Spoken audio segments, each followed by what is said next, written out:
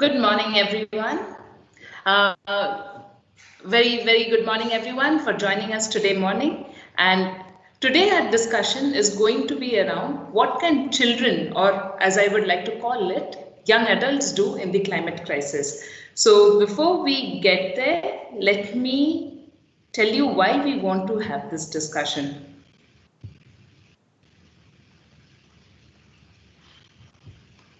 So since August now, we have been having these discussions very regularly on climate change challenge. And I'm Somdita Karat. I'm from CCMB Hyderabad. We are a life science research organization.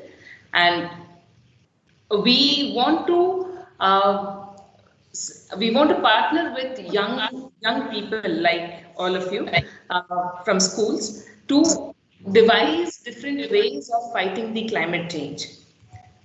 Now, how do you and me solve something which is so huge? Like, I think that has been very prominent from our very first discussion of the climate change challenge, that it's a huge problem. We need better policies, we need better technologies, and none of these happen just overnight. So, if these can't happen overnight, then who should be doing these? Should it be the central bodies like government, or should it be local people like you and me? So why is this an important discussion? Because it is important to figure out who decides what is better technology or what is better policy and who knows the problems. Like the problems that you and I are facing, who will know about these problems better? Will it be local bodies like our community bodies, or would it be a central government?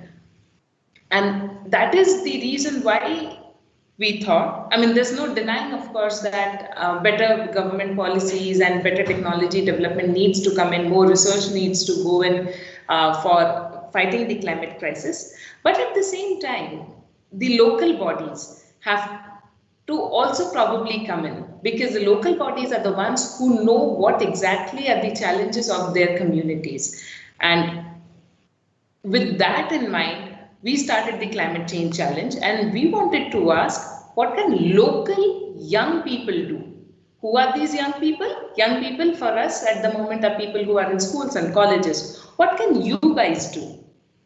And with that in mind, we thought that it's lovely to probably start this conversation with an example that is around us. Ridhima Pandey, who is India's climate activist. She's a 12-year-old climate change activist, and she is here with us today. And we will hear from Ridhima herself what her journey has been like so far. So please join me in welcoming Ridhima. Hello, Ridhima. Hi, ma'am. How are you? I'm good. I'm so happy to see you here. So, and I'm pretty sure that the other members as well, I mean, all of us, all of our audience would be equally excited to see you. So, Ridhima, tell us about your journey. So, you're a 12-year-old, so you go to school. Which class are you Uh-huh. in? So I'm in ninth grade right now. You're a ninth grader. Okay. So, most of our audience is also from grade 8 to grade 12. So, I believe that your voices would also match with the thoughts of our audience. So you are called a climate activist. So what does even activism mean, and what is climate change activism? So it's like for me, activism, for me personally, activism means that if you think that something is not going on properly according to you, and it is really going to harm you. So for that, the active, like you are taking certain actions, and those are like the person. So your actions, like that you are taking, like you're doing strikes and stuff, and you are filing petitions out and all these things. So like you will be defined as active. So you're doing different activities in certain like in terms to, like maybe to protect your rights, maybe to protect your future, maybe for something which is venting on wrong, and you believe that you can help in that, and you believe that this is what is like for you, this is your call for action. So it's Mm-hmm. like when you feel that, it's like an instinct that you are having that, like you are soon going to be activist. Like maybe it could be climate activist as I am. Maybe it could be like human right activist or anyone. So it Mm-hmm. could be like when you feel that it is really important for you to take action, and you start taking actions, at that time particularly you will be denoted as an activist because you are at least trying and you are doing your bit. And climate activist means like you are contributing towards, like you are taking actions to solve the climate crisis. Basically you're taking actions against those, like not every time, not against politicians or like government, against those who like because of whom this problem is getting increased up. And at the same time against those who are not even knowing that this problem is really big and it is really going to affect each and every one of us, and there would be no solution to solve it in like coming futures if things are going to get worse and worse. With like in terms of knowing this thing, still they are not taking action, then you are going to take action against them. Because personally I took climate I became an activist because I wanted to save my future. I wanted to save like the future of the coming generations, because it's just like not only me, it's going to be like many more generations has to come, and we also want to live a healthy future. And at the same time we also have a right to live a healthy childhood, which we are not getting. Our rights are getting violated, and for that I took action, and I filed the petition. And after that, now I have been into activism. I'm doing strikes and stuff. So I will be known as activist because I'm trying my bit. I'm doing like my best in terms to stop the climate crisis and to stop the destruction that's been happening to our biodiversity. Okay. Mhm. And so, what was your beginning point of getting into activism? Why did you Um, get in? uh-huh. So it's basically when I was 5, in 2013, there was a flash flood that happened in Uttarakhand, the Kedarnath flash flood. So Which by is where that you flash flood, also live, or nearby where you live? yeah, I live in Haridwar, so it's like in a hilly area, but still it's in it's still like near my place. So it's like when that flash flood occurred, there was all like news coverage was there and everything was there, and like my parents been working in this field only since like a long time. They were the one who were like really kind of keen to know what's been happening next and what are the steps, like the next steps that government is gonna take to help the people out there. And this was not really a good thing that happened. So like my mom was seeing television, so I was there with her and seeing the visuals getting repeated out, that like people were crying because they lost their families, and there was a lot of destructed homes and stuff, and they were taking out people, they were like wounded. And at the same time it's like they were showing the flow of Ganga, which was having like a lot of sediments, and at the same time, it was having like broken homes, particles, and trees and cars and stuff. So, like seeing those things, it really kind of like triggered me out that why this flash flood basically occurred. And from then onwards, I somewhere got really scared that I don't want to face a flash flood in my life, because I somewhere felt that it's really gonna like devastate my whole life, and I don't want to lose my parents. That was the first thought which came to my mind. And after that, it's like when things got steady and rescue team started going to the place. My dad also went there with his team to rescue animals because he's been working in wildlife conservation and animal conservation. So they went there, and when they came back, they brought up like many pictures of like animals. Those were like hurted very badly. And he told me like that he was not only me but to my mom as well, that it's like the animal was like hurted so badly, it was bleeding. And at the same time at that area it was like other insects that were coming in, it was getting like it was really affected. And in spite of like treating that wound and giving them food and rest, they were still making them work just because they wanted money. So at that time, they kind of like made them that if they do this again, they would probably complain to police and would take action against them. So after that, I don't know what really happened, but they did their best. They provided them food and medicines, and after that, they even gave them some bandages to like change their bandage afterwards. And so it's like it really made me like I really want to know what was the reason. So while my parents were having a discussion one day, while we were having our dinner, I just asked my dad like why this thing happened, and that was the first time when I came to know about climate change and global warming in person.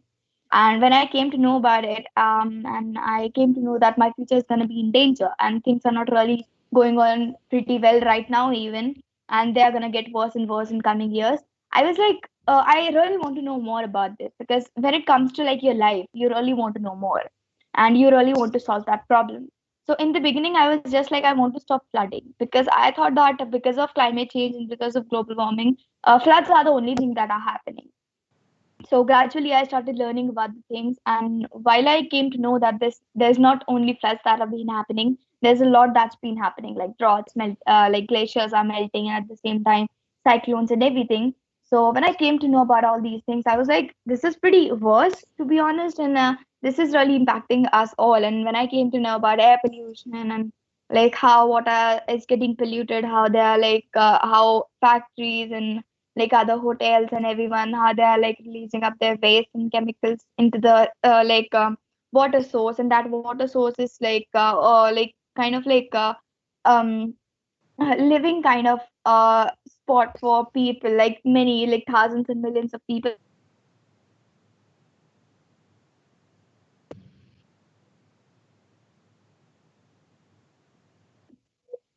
So when I came to know about it, I was like, seeing like kids breathing in polluted air and having lung cancer and all these asthma and all these diseases, it really made me feel somewhere that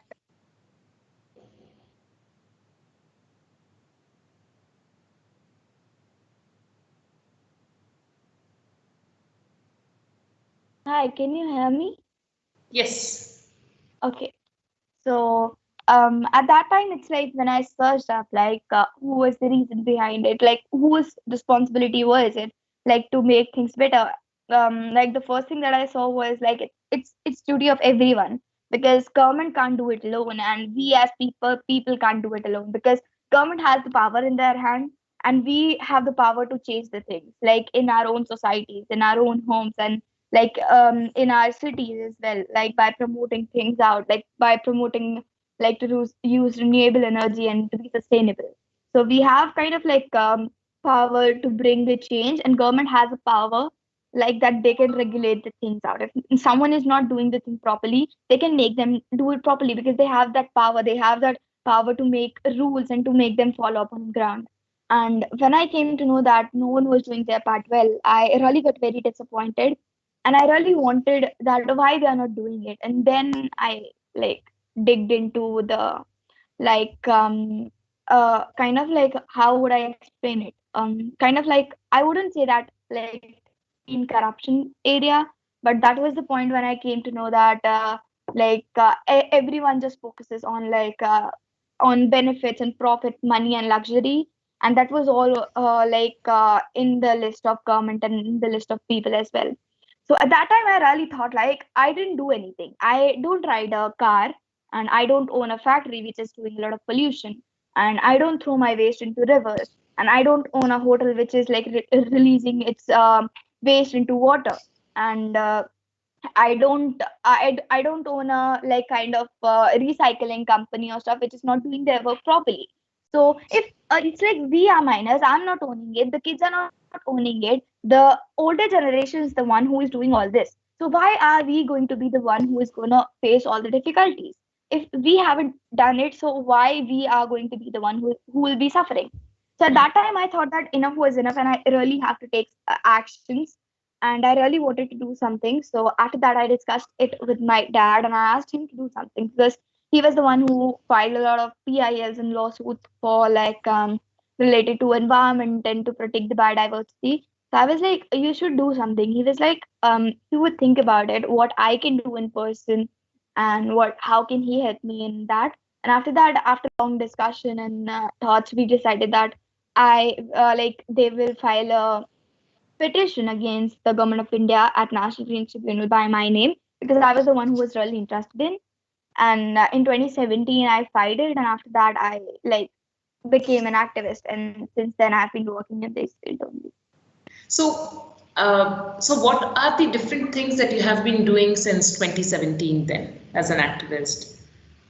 hmm So, like in 2017, after I filed the petition, I kind of so I thought that it was it, and I did the petition, and like the National Green Tribunal would take some actions against the government, and they would do the things properly. Now my job is done. I didn't really knew that things are gonna be like the opposite of my thinking. And I was like, I started like I was living a sustainable life. That was my first action, to be honest. That I became I started living an minimalistic and sustainable life, and I continued doing it. And I sort of like made my family members, my relatives, and my friend aware about it. And that was all what I was doing. And I was like, my job was done. But after that, when like after 1.5 year, my petition got dismissed, I was really disappointed, and I thought like this is not it. And after that, I was like, I really want to do more now, because I have seen what's been happening. And at that point of time, I was kind of grown up to understand the things, that how this whole like government kind of like their scenario, how their scenario works, and how they kind of like rule the country, kind of, and how like older generations are working, and how like everyone is just searching for their profit, and how they can make more money, and how they can live luxurious life. That's all they all are thinking about, like short-term profits and short-term luxuries, not about the long term, how it like their actions right now are going to destroy our future. So I was like, I really want to do more. So I kind of like started talking to my friends more about it, and talking about about these things in my locality. So And you after that, in tried 20, telling your friends how to live more sustainably? yeah, so that was the thing, that what I was doing at that time only. So I asked them to be sustainable. I asked them to make their families aware as well, and asked them to make more people aware, so that like more people would be aware, so they would take actions. And after that, in 2019, so there was a law firm that was planning to do kind of like to file a lawsuit against the 5 countries, those who signed the Child Rights Convention at United Nations, and they were searching like you, those who have been working in this field since like the very beginning, and those who are like really devoted towards it. So it's like they asked me to be a part of it, and after that, after reviewing each and everything, so there was a long discussion of my parents and them, and after that, we had a kind of conversation, and after that, I became a part of like the lawsuit that we filed in 2019 with other 15 young activists from around the world, which was having Greta in it as well. So we all filed a lawsuit at United Nations against 5 countries to protect the child rights, because somewhere the emissions and the actions that they are taking is destroying the nature, and is destroying the environment, and it is causing us a harm, and it is really impacting our rights, because we have a right to live in healthy environment, to like drink clean water, to breathe in clean air. And because of the action that they are doing, because of the trees that they are cutting, because of the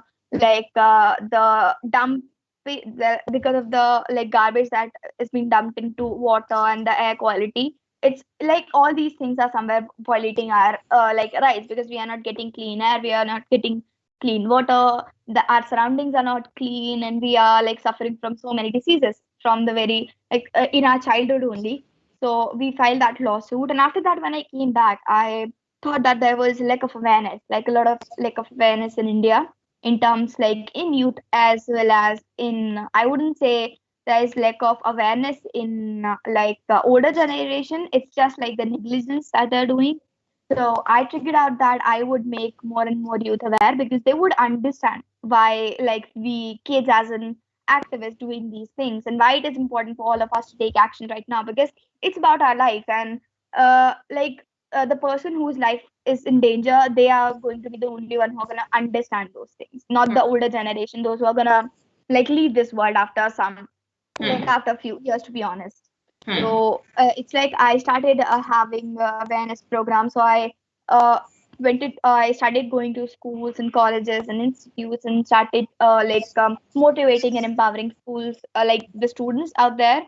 I started like telling them that why it is important for them to take action, what they can do at their personal level, and what they can do like in group level, and why it is important for them to take action, and like why I started my journey. And it's like it's not that difficult to be an activist. Hmm. And it's like I just wanted to motivate them to take action, and I somewhere got success in it. And it's like gradually, it's like till now I've been working in like kind of like empowering field only, like making kids aware and empowered. And Hmm. at the same time, like during this lockdown, it's like I also attend a lot of events and sessions like in India and out of India as well. And it's like right now during the lockdown, everything has been going on online as like right now. So it's like I've been continuing this thing. So I have been doing my awareness thing online. I do have sessions planned with school students, and I Hmm. do talk to them. And after that, if they are interested and they want another session, we do another session with them. So it's kind of like we have a series with them if they want, or if they are like if they are not really interested to do more, I would just like stop out there because I don't want them to get frustrated somewhere. Hmm. And it's like I'm doing online strikes as well and manual strikes as well wherever I can go, as I have a strike planned like tomorrow, like on Sunday, to like save the Thano forest. So it's been just like whatever I can do, like as personally as physically I do it right now as well, and whatever I can do online I'm doing it. It's just like I have been into like different fields since like I came into activism, I would say. So I have a few pictures from you where you're doing or meeting different people. So while I share those photos, can you tell our audience what are you actually trying to Mm-hmm. do here? Yeah. Yeah, so. Uh-huh. Yeah. So these both pictures are like of Kerala only, of South India. Mm-hmm. So like the picture in which like we all are waving our hand is at the climate circle that was organized, and it was like I guess that was the first time in these like in India that these many kids got together to for an event which was organized basically for like related to environment conservation, like for climate, like for basically for climate change and related to this area. And it's like in the next picture it's like I went to a literature festival, Mm-hmm. and they were all the audience, and after that I just finished up talking to them. Like everyone wanted a picture, so it's like while I got the appreciation and everything, everyone just came in and we were just having pictures over there. Okay. So you basically choose these events to, I mean, based on where you get to meet a lot of young people and you try to spread um awareness by meeting So them. it's like basically what really happens is like they do invite me to be part of it, and if I am able to join, I would basically go to each and every place wherever I can. So that was the one when I had. So it's like the one in which like I have, I guess, a trophy in my hand, like where I'm doing a thumbs up. Mm-hmm. At that time, I just came back from. I'm not sure whether, so it's like not the one, so it's like the one in which we all are waving the hand. I just came back from somewhere, like from a country in specific, and after that I just came to like for this event. So straightforwardly from like landing from the country, I don't really remember from where I came, but I guess I came from Spain, and after that, forwardly, I moved to like Kerala. So that was it. So wherever I can go, I just try my best to attend each and every there event. Okay. Let's go to the next picture. Okay. What are we doing here? So it's a strike which was organized at Gurgaon Mm-hmm. because of the air pollution that was increasing drastically and all that, and basically to save our valleys. So I went there, and as NDTV was there. They wanted to take my interview, and the person like beside me, he's Aman Sharma. He's also an activist. So, like basically, NDTV called us to be part of that strike because they really they wanted us because we were working for air pollution, both of us. Like differently individually, but we both were working. I started my online petition, and I was campaigning for air pollution as well. And Aman also like he and some of his friends, they also like had a kind of like online petition going on. So it's like that's why we went there, and that's like NDTV is like anchor who was taking our like kind of like our bite towards like Mhm. what we think about like the strike and about like what's going on. Okay. And what are we doing here?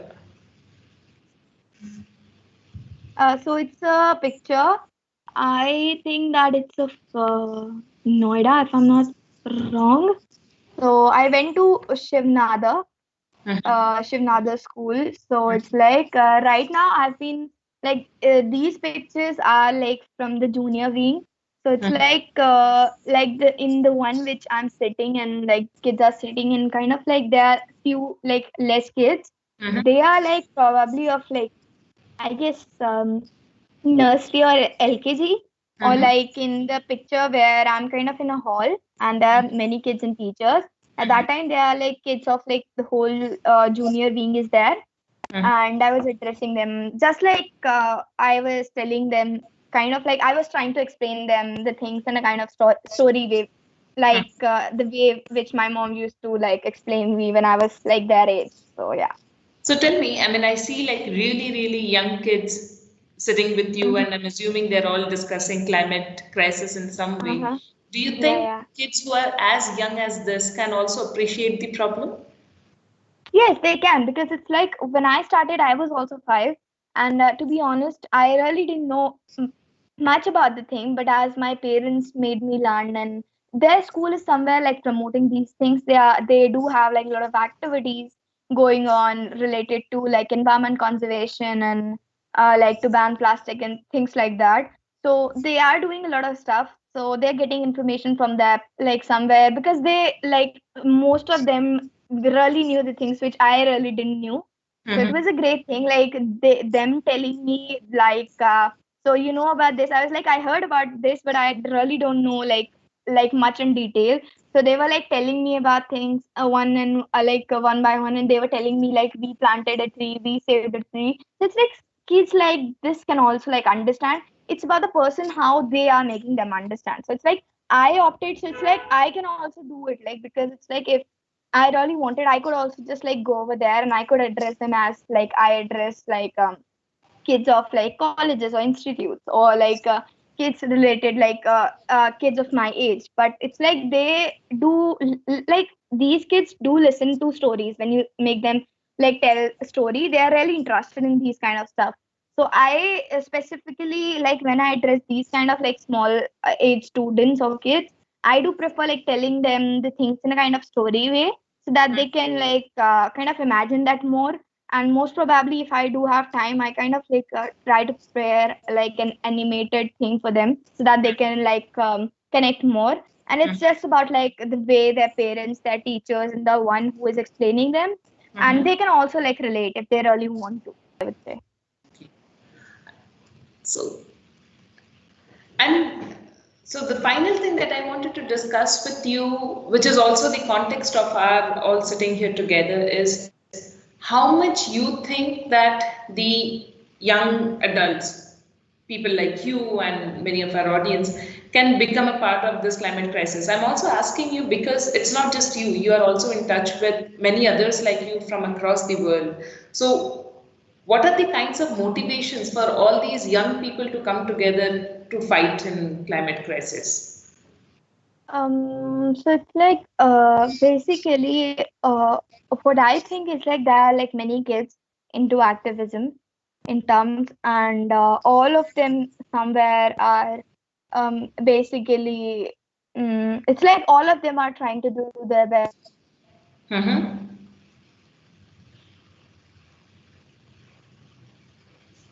Oops, we lost Ridhima for a while, I think, but I hope she's joining soon.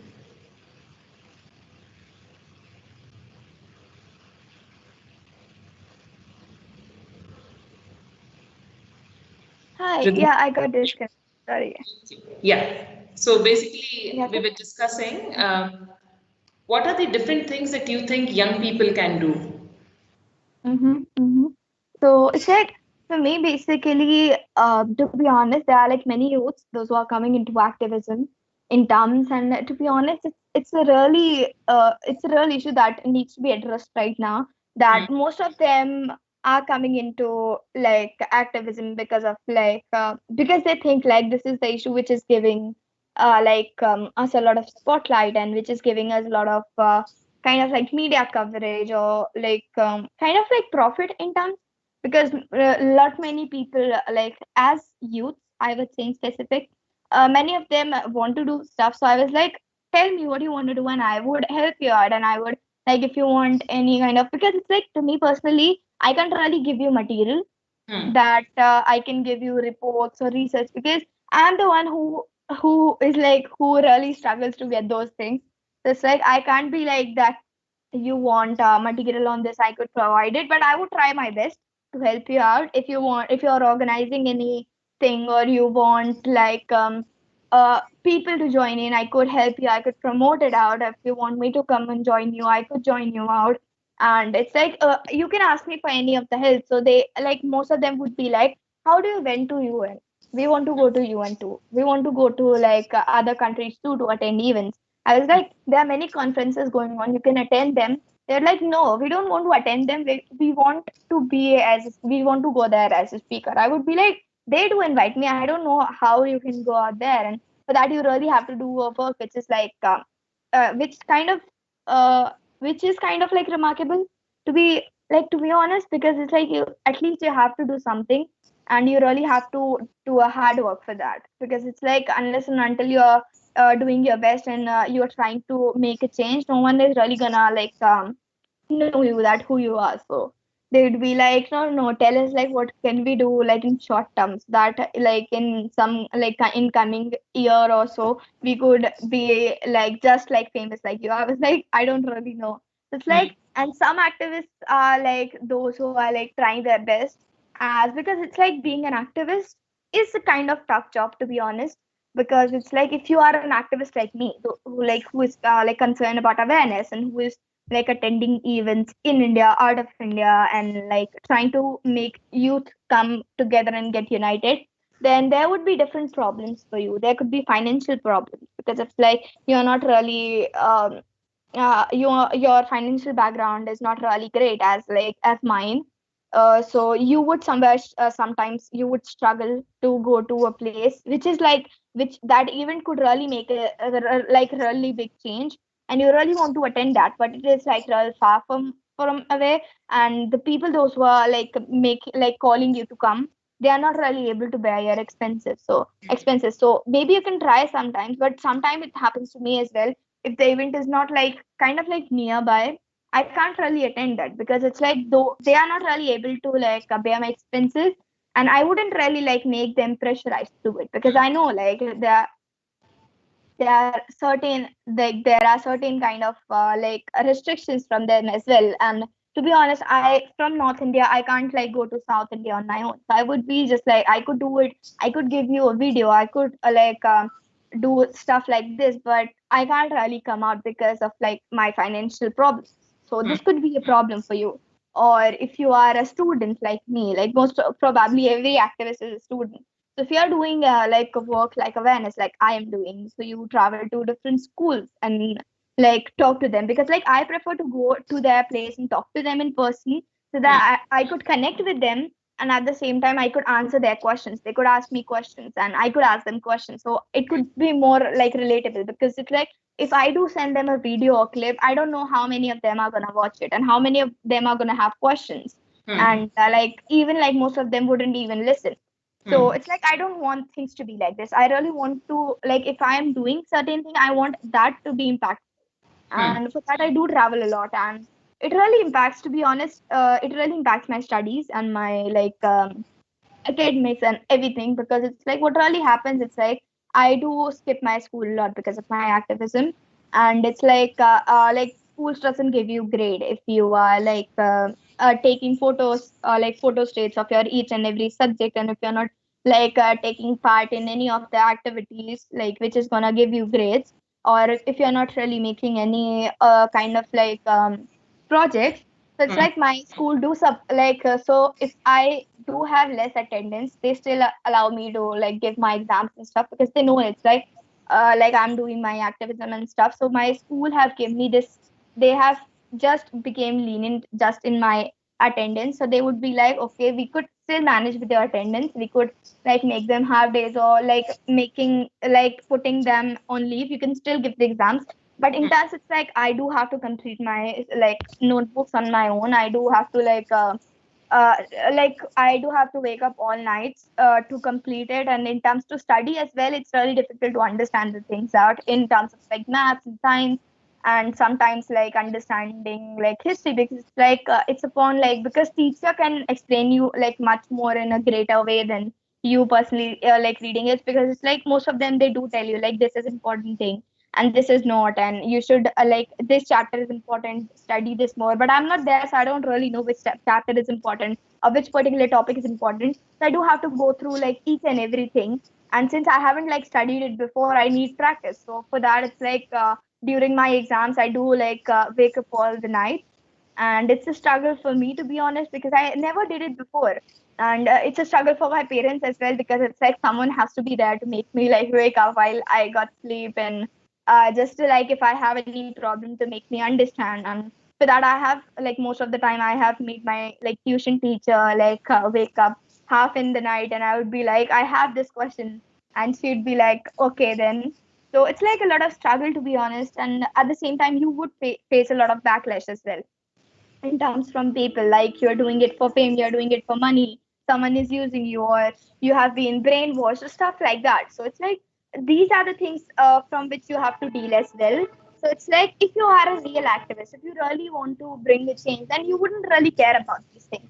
It could like somewhere it could be really hard to like manage those things in the beginning, but as it like as you do it like regularly, it could be become like your habit. As it's my habit now, it's like I do like wake up all the nights, and I do prefer studying at night, because it's like that what has become my habit, because it's like since last year I've been doing this thing only. And it's like I have become a last minute studying person. But in the beginning I was like, since the very beginning I was like, I have to study this, I have to study this, I have to study this. But now I'm like the last day I do sit out when I have exams, and I would be like, I have to study this, and everything is just on my table, because it's like it has become my habit. But somewhere it doesn't really affect, because it's like I do study all night. And so it can be a really difficult thing in the beginning, but as you become used to it, because it's like now I'm used to it, and I it doesn't really feel that it's hard at all. It's very easy task to me to handle.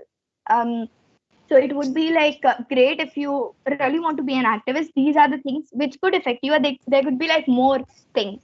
If you doesn't have that support from your parents, it could be more difficult, because it's like in my case, in my journey, my parents were there for me throughout like my activism, and they're with me, and they have somewhere like did a lot of I would say sacrifices for me, because it's like they don't like my dad sometimes they don't go to his office, and he doesn't even attend his meetings because of mine.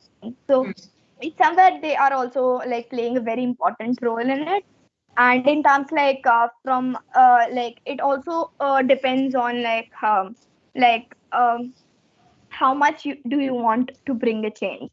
And to be honest, like everyone can be an activist. It's like each and every person doesn't really mean that if you are not attending big meetings, or if you're not like traveling all over to make people aware, or if you're not taking parts in bigger strikes, like, and you're not really arranging bigger strikes, that you are not an activist. Activist means that you're doing your best. To me personally, activist like activist definition is like you are doing your best, and the one who do his best in that particular field is a activist of that particular field. So you could do like anything you can, to be honest. Like you could even just live a sustainable life, and if you doesn't really have other options like attending strikes or stuff, you can do things online. You could attend like events online, as like this one. There are like many events going on online. You can just like, if you have an Instagram, you can follow up some organization or stuff. They do have regular like kind of events and debates going on, so you can collect more information from there. And you can organize stuffs online. If you can't really do like a nationwide program or city or statewide program, you could just do a program in your community, in your locality, in your society even, or like even with your cousins. So it could be just like anything which you can do is gonna be great, because it's like it has been said that boon boon se pani barta hai. So it is like your each and every bit is gonna counted in this battle. So it's like do your best and whatever you can. And there are gonna be like backlash, and there are gonna be some hard things that you have to face during this. But you have to be strong, because that's what is gonna make you a real activist. So Because it's until like unless that. It's pretty much like the old saying that slow and steady will win the race. yeah, yeah. So, Ridhima, as an activist, what has been your biggest achievement you think so far? It's like my biggest achievement Or was something that has made you the happiest so far? uh-huh. So it's like when I went to Kerala once, like to attend the a climate circle, basically at Thrissur, if I'm not wrong. So I went to another place. So there was a POL project which was like proposed by government. So they were gonna construct huge oil storage tanks in the particular place, which was livelihood for many people because that was a paddy field. And like near that there was a river, and at the same time like in like near that it was kind of like a big mangrove vegetation. So it was going to affect each and everyone.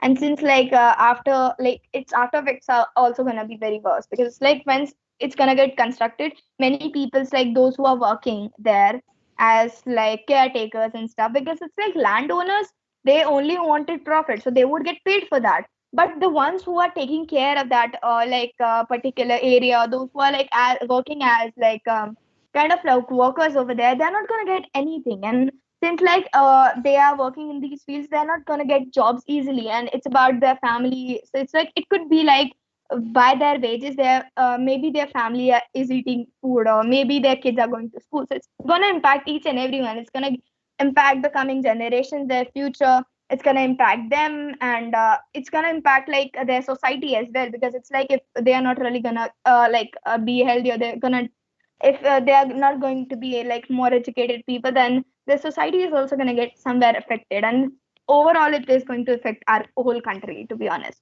So Mhm. it's like the landowners were thinking about their profit, and like government was just thinking about like how much money they're gonna make from that, and like how much economy is gonna get built up by that, and how much money or profit is gonna come from that project. And like the project owners, basically they were really happy because they got land, and that was like really in good place for them, because it's like trucks would come in, take the things, and they would dispose it. So it's like they struggled a lot, like they struggled for a year, like to just to make that project like just to not happen over there. So it's like they asked me that they would file strikes and stuff. So they asked me that they would file like a letter, like they have sent it letters to like their local like government bodies, then they're filing to do a petition as well, and they would strike for that as well, and they want me to join it because they really wanted my help. And I was like, okay. So then like from there I traveled to that area by train. It was a 2 hour or so journey. So when I went there, the next day I visited the place in the morning, and after that once I visited, and I came to know all this, that it is going to affect each and everyone, and mangroves and everything. And then I was like, they organized this strike. And after that, like once I went there, I went to schools and some colleges. And after that, in the evening from a school, we got a little bit late. So the strike was already started. So after that, I joined it in the mid. So we did a strike, and we also made some statements that if they are not gonna like the government is not gonna stop, then we are not even gonna stop, because it's like if they are stubborn, we are the one who are also stubborn. So it's like doing all that, doing strikes and filing the letters and everything and petition. After that we did it, and after that I promoted it online. I talked about it to other people and medias as well, and I guess I posted about it on my social media as well. So after doing all these things, like the hard work of those, because I wouldn't take the credit, because like they were the one who asked me to join, and they were the ones who got the idea to file the things, and they were the one who struggled so hard. So their hard work somewhere like got like accepted, and the project got the government took back their project. because certainly the people were not happy like with it. And that's where when I got the news, I was really happy, and that was the first thing. Like I did my best to support them, and like the reply that I got, that the project was like taken back from the government, was one of the happiest moments that I had. And that was one of the moment when I felt proud of like what I am doing. And that was the thing which motivated me, that I want to do more, so that more projects like these could just like get taken back. And at the same time, I do feel very happy when I meet kids all over. It's like small kids, and it's like kids of my age. When I do connect to them and they ask me questions, at that time I do feel like yes, they're listening somewhere and they're curious to know more. And when they do, like when I just like go back, I do ask them that I have told you this. Once you do it, you should send me a picture so that I could know that yes, this person did. And if you want any help, I could help you out. So when they do like contact me and send me messages and send me pictures that we organize a strike over here, and I try to be sustainable, or I did recycling or anything, I do feel really happy that somewhere yes, it is really bringing a change, and that really motivates me to do more and more. Lovely. So now that we know what makes you happy and what are the kinds of potential you see in young adults bringing to the climate crisis, let me also discuss what are the kinds of things we at the Climate Change Challenge believe that young adults can do. So let me show you that. So, Climate Change Challenge, coming back to a bigger discussion today. This is an initiative that was conceptualized by CSIR CCMB. I'm representing CCMB. CSIR is Council for Scientific and Industrial Research. It's one of the biggest government-led research organization in India, and CCMB is a part of CSIR, the bigger CSIR. There are 38 centers under CSIR, and we look into different kinds of things from science, physical, chemical, biological sciences to engineering and information technology. And the other partner in this challenge is TropicSoo. TropicSoo is an educational resource repository, you could say, and they create lesson plans and resources for teachers to teach climate crisis effectively in their classroom. And they try to integrate climate change in different topics. Generally we tend to think climate crisis is all about science and math, and that's not the case. Climate crisis can be seen everywhere, in your geography, in your history, in your surroundings, in the language that you use, and TropicSoo tries to do that. And all of us together, we started the Climate Change Challenge to inspire people to look into the problem locally and come up with solutions, because blaming everybody is probably easier and not solving it. So the challenge is actually to challenge you all to solve the problem and solve it in the local context. So, and we created, and this is not exhaustive, but we created 4 different ways where we want the 8th to 12th grader students and their teachers to come together to participate in the Climate Change Challenge. What all they can do, they can create art and start conversations around climate crisis using that art. And they can create games for educating people. They can research the impact of climate change in their surroundings. And they can also develop solutions the solutions which will reduce the impact of climate change in their surroundings. Let me focus a little more on the first 2, and probably Ridhima can also join me in that discussion. So Ridhima, do you think, given that you work with so many students who are younger than you, students who are older than you, we have also tried telling your friends about living more sustainably. So do you think art and games would help in that conversation?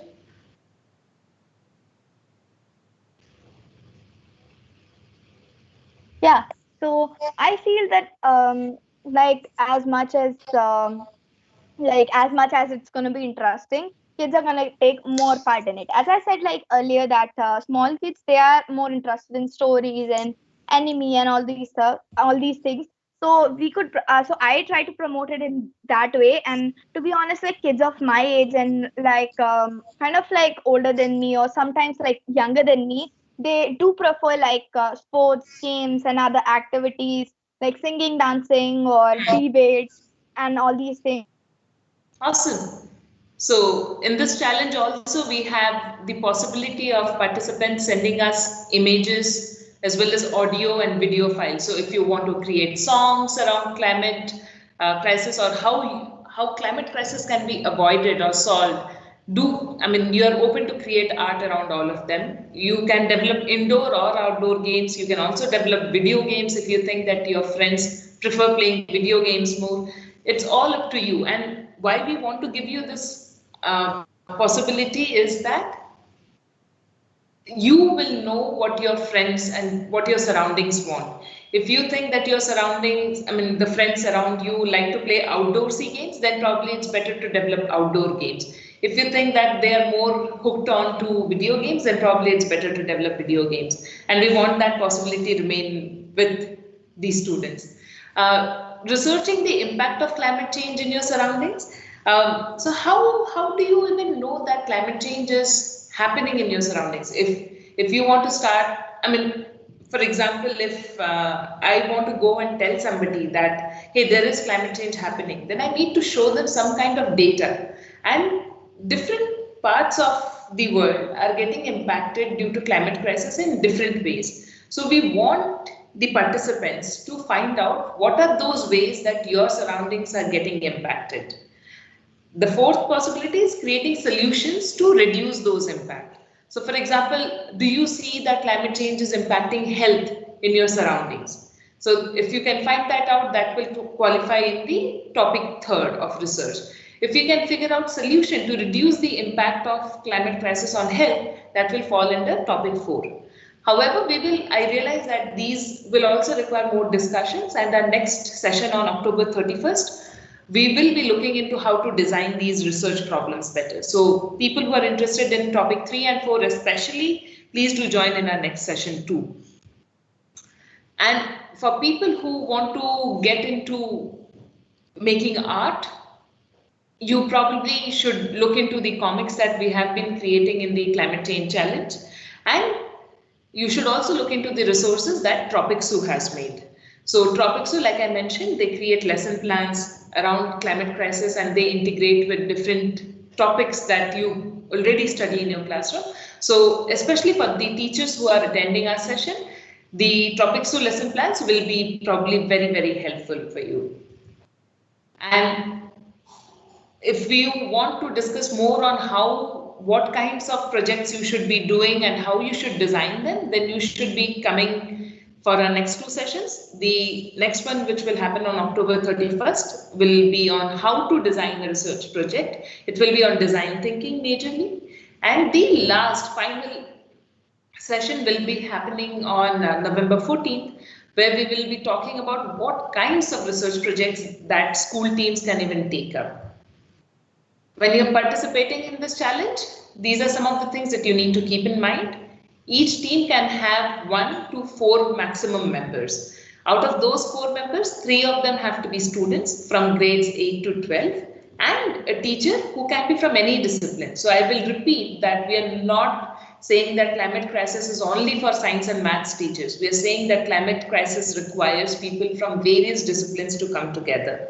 And like in Ridhima's story as well, I think it is very, very clear that young adults do need some supervision that can come in form of teachers or parents. And in the climate change challenge, we are requesting the teachers to come on board for this.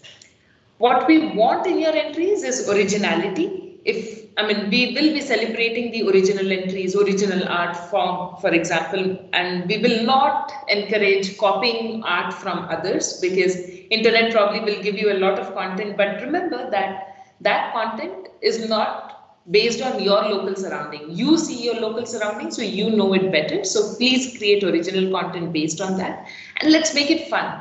Because climate crisis is already so serious and so gloomy and dark, and so let's make this challenge a way for us to think of solutions. Let's become climate change warriors and change makers instead of becoming desolate and disappointed with the entire situation.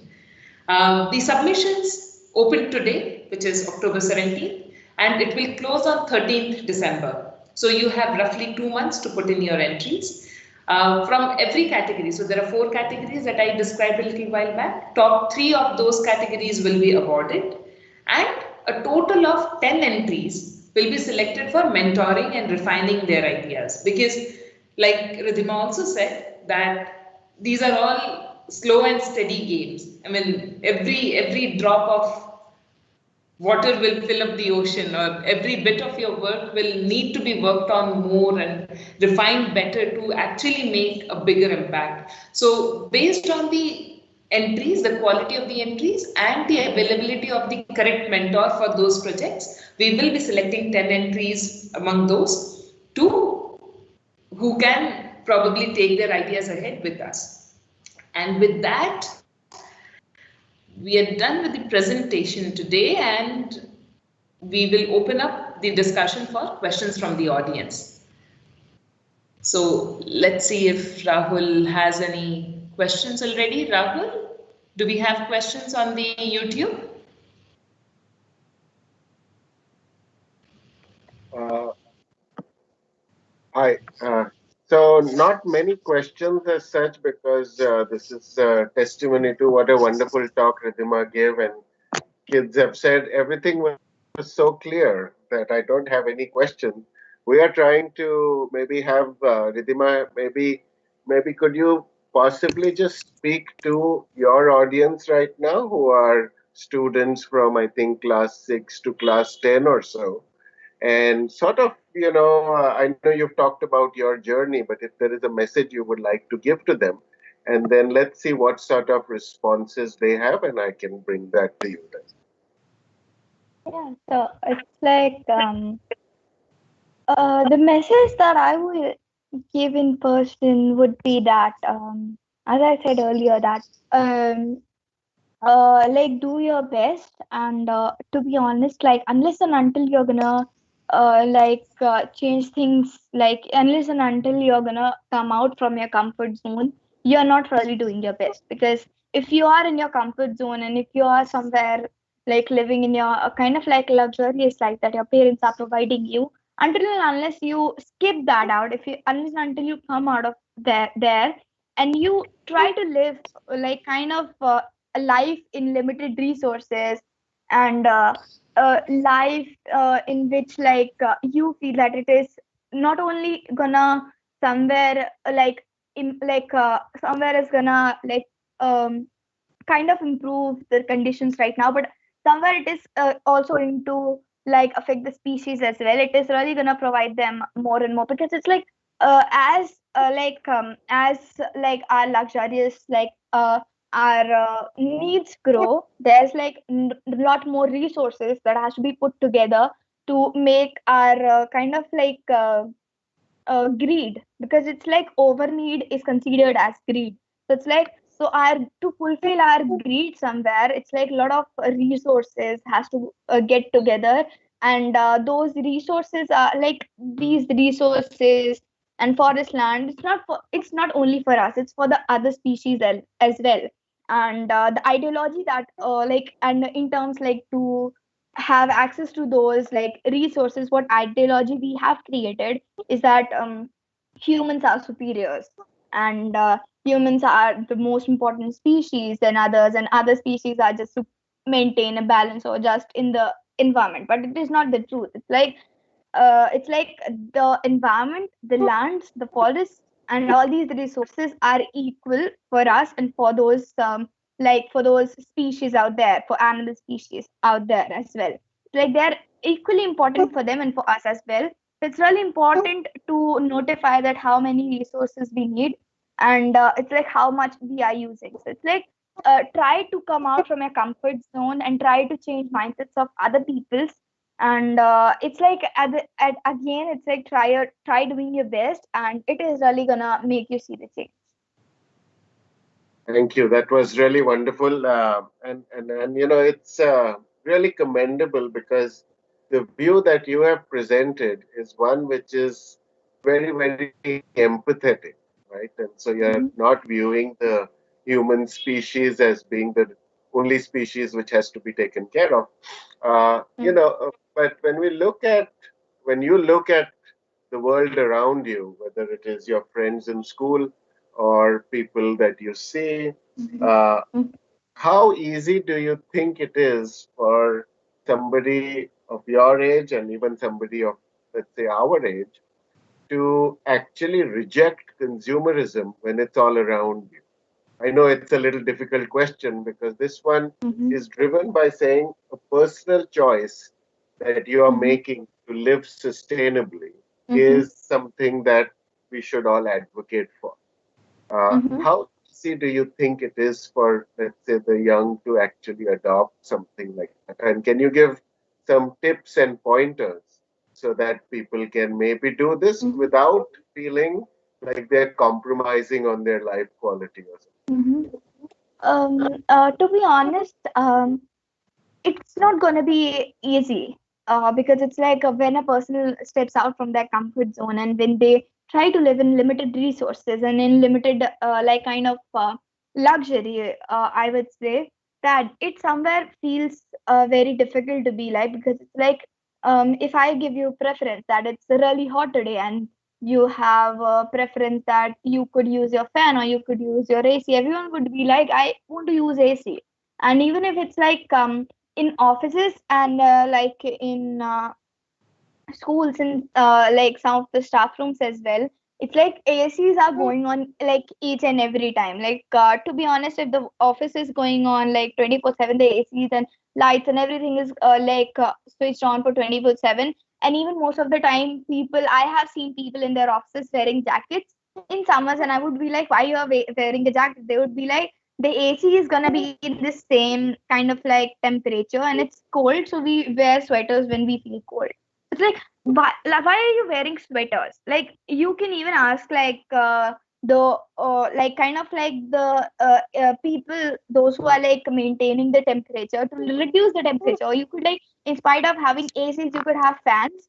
And like anyone who wants to be like, who is feeling cold, they could just like switch off the fan or you can switch on. So it's like, unless and until you are gonna, so it's not only about us. So it's like right now, like the greeds that we are having, we are only thinking about us. We are only thinking about our comfort. So it's like when you make a decision that it's hot, and it is kind of like that, we can use AC, but still, if you are using fan, you are not somewhere like, don't think that you're compromising. You are like somewhere like making yourself kind of like struggle with this heat. You are somewhere making like this environment to like somewhere be happy, to be honest. And you are somewhere make like, you are somewhere contributing towards those species, those doesn't have their, like those who can't express with us their pain that they are going through because of the things that we are doing right now. And it's like when you do use AC, it's like chlorofluorocarbons and everything do comes out, and it is affecting the ozone layer, us, everyone. So it's like, think not, doesn't like, never think about that you are making a compromise. Think about like the thing that you are doing. Like when you choose a fan, it's really gonna make your electricity bill somewhere go a little bit down, है ना? So it's gonna like somewhere you are saving your parents money, है ना? Somewhere you are somewhere gonna feel very happy when you do it, that you did something for the environment. And somewhere you are doing something for the other species, those who doesn't have their like kind of like own voice, to be honest. So because it's like they are suffering or not, but they can't really tell that I'm suffering and I want you not to do this. So it's like somewhere you are doing your bit for them as well, and somewhere you are like making everyone see that yes, you are also one of the responsible citizen of this country, to be honest. Thank you. That's really wonderful. One final thought, if you could just address again the students, is many might feel that one, they are just a school going student, and two, they may not know the science or the nuances of global warming, and therefore what they say may not make impact. Can you just address that to say, is that, should that be an impediment? If not, what is it that the students who are attending this, and then, if future students, Mm-hmm. what can they do in concrete terms? Again, Sorry, it's a Uh-huh. very loaded question, a lot to put on you. But if you could just share your thoughts. Uh-huh. Um, to be honest, it's just like considering your age and you're just a school-going student is an excuse.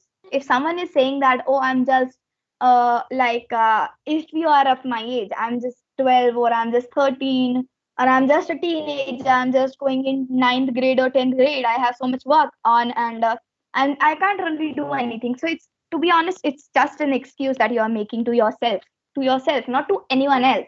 Because no one is gonna judge you like whether you are doing your bit or whether you are not. No one really cares about what you are doing. It's just you are trying your best. So it's like somewhere you are kind of like making an excuse to yourself that I can't do it so that you can make yourself like kind of like okay, you can make yourself feel like yes, oh I am young, I can't do it, I would think about it like afterwards just to like make yourself okay. And to be honest, it's like age is just a number and your age doesn't matter because it's like um when you do anything great, everyone says that you did so much great and no one really says that okay, so you are 20 and you did this, so this is not a like worthy thing that you do because you're 20, you're not 12. So it doesn't really matter, age doesn't really matter. It's just a concept which is created by us to somewhere criticize those who are doing things like in their teen time or when they are younger. And it's a concept which we have created for ourselves just to like get rid of our responsibilities, to be honest, just to get rid of the real thing and what we really should do. And about like you doesn't really know much and you doesn't really know much science. So to be honest, I don't either know like a lot of science and I don't either know like a lot of data. And it's like I even don't know like lot in bulk. So it's just like you have to do research, you have to do like you have to learn things, you have to take like help of others. And it's just like no one, just like when anyone is born, no one wants like as a scientist with the tag that I am a scientist, and no one really knows everything. So it's like just like you learn and learn because it's like when a kid is 3 year old, they doesn't really know anything. So they wouldn't be like parents wouldn't be like so it's like it's a child उसे ABCD नहीं आती है, so we'll not send her or him to school because it's like they doesn't really know anything. It's not a concept. It's like you start learning with like lines like standing, sleeping lines, and after that like A and everything, right? So it's like this is a process when you try to, like you start learning, and it's like I also did it, and now I am here. I'm speaking like fluent English, and you also do speak fluent English. But are you like fluent English speaker since when you are born? No, you are not. It's just like the practice. It's just like you are studying these things. You are like making perfections in you. And that is what is in each and every field. It's like I was not the one who was like knowing each and everything about climate change, global warming when I was born and when I was little. I learned about these things and I did ask for help from my parents and from others, those who are expert in this field. And now I am knowing as much as I should, and I'm trying to know more and more. So it's not just like how much you know or like your age. It's just about like what you want to do. Thank you. That's excellent. Is there just as a final thing, one thing that you could advise the students to maybe take up as a possible option to make this problem a little more in people's awareness? Um, it's like as students, what we can do as first step is just to like try to change mindsets of your community, of your like of the place where you are living, because there could be people those who are aware of this thing and those who are taking like those who are doing their bit, but there could be people those who are well educated, those who are like in terms. To be honest, there could be teachers, there could be like doctors and ones those who should know about these things pretty well, and they those who should tell about people, like if there's a doctor they should tell like, oh, you are having this problem, this could be because of air pollution as well. And if you are having kind of like if you are living in Delhi, to be honest, and like right now you're having kind of like problems in breathing, and you are the one who doesn't really know that it's because of air pollution. Being a doctor is my responsibility to tell you that this could be because of air pollution as well, and you should try to be like avoid these things and So it's like when you will be like, okay, so it's impacting me, it could impact more and more people. And it's just not like, doesn't not like each and every time, don't think about yourself, think about everyone. Because it's like once you are thinking about only yourself, when you're thinking about your luxuries, your comfort, you are being selfish somewhere. And this selfishness is going to harm you in your future. Because right now, if you are being selfish and you want to sit in your homes using ACs and cars and everything, in the future, you will be suffering a lot, like a lot. And it's like, to be honest, right now, I can't even imagine if things are going to be like this, how we are, like, how we kids are even going to survive. So to be honest, try to change mindset of people, try to change mindset of your community, and try to make them aware, and start organizing small events and small work things at your place, maybe like cleanups and stuff. And afterwards, you can move towards your schools, towards like having big events. Because like once you are gonna make people's mindset change, they're gonna join you out, and you're gonna make a big team. And once you make a big team, you're gonna organize big events and stuff. So Thank you. That is extremely wonderful advice, which we all can take to and actually try to implement. That's it from my side, Somdatta. Would you like to now talk to Ridhima and wrap up? Yes, thank you so much, Rahul. I mean, I think you just brought in very, very pertinent questions, and I could see that it definitely was inspired by the discussions Rahul was having with the other participants on the YouTube channel. And and I completely agree that, I mean, I'm again speaking from a lot of comments that have come on the YouTube channel, that sustainability itself is such a difficult concept. Like, what is even sustainable? And I think that is something that uh, puzzles me all the time. So from me, if Ridhima could just add a few sentences on what is sustainability, and I think with that we will close the session today. um to me personally, when I thought about being sustainable, it's like I never thought like that I never thought about it like in a broader perspective, that what's the definition and things. Like sustainability for me personally was that I'm making changes in my lifestyle. I'm trying to like opt those things which are somewhere gonna reduce my carbon emissions, and somewhere gonna contribute less to global warming and to climate change somewhere. Because it's like you see, it's like when you like buy vegetables from your local market, and somewhere it's gonna promote those local markets, somewhere it's gonna make their livelihood. And at the same time, it is gonna it's like, because vegetables do get imported from different places, and to import them, it's like they do come in trucks and stuff, so it's gonna somewhere do pollution. So if you have like buying your local vegetables, it's gonna be like fresh because they are like and it's gonna be fresh because they are like locally, and they are like bringing it from like where they grow it and from like other vendors locally. And at the same time, it's like it is somewhere gonna give them more wages, which is really gonna like impact their life. They could maybe like earning those wages, like maybe they could send their kids to like nice schools, or maybe they could have nice meals, or it could be just like think about like, the positive way of what you're doing. And at the same time, it's like being sustainable for me is like when it's like I come to a choice, like when I make a choice that I do have option to go to a nearby shop, by like maybe by a public transport or by my car, I would choose like, to be honest, I would choose public transport if I have option. है ना? So if when I choose public transport, I'm not making a sacrifice.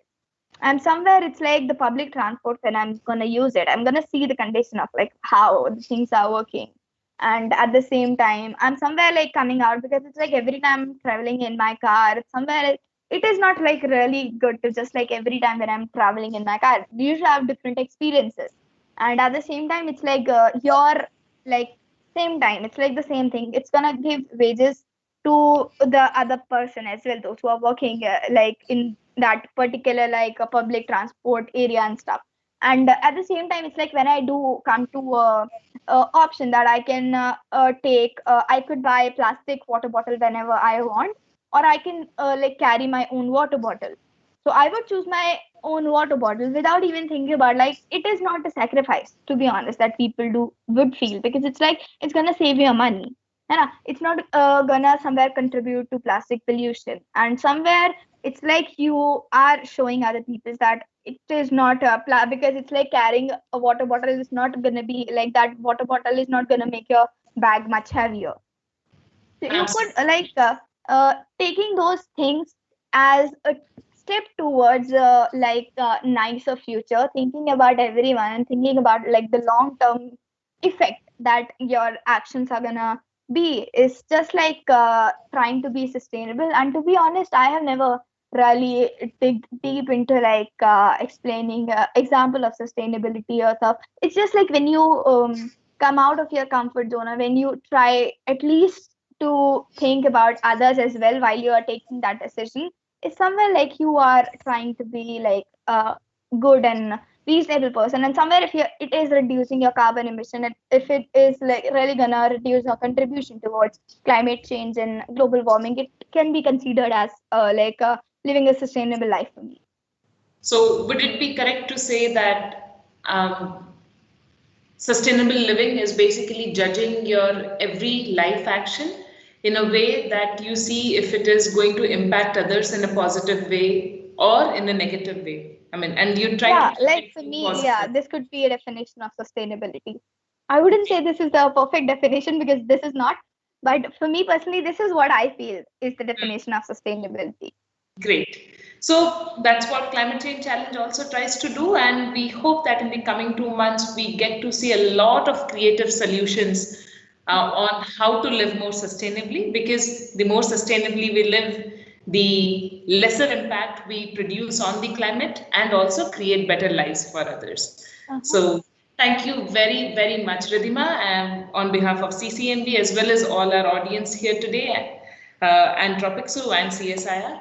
I hope you also enjoyed the discussion with us as much as Yeah, we a lot. Thanks for having me here today. did. Uh-huh. Thanks for having me here today. Thanks. Thank Bye. you. Bye. Bye. Thanks, Rahul.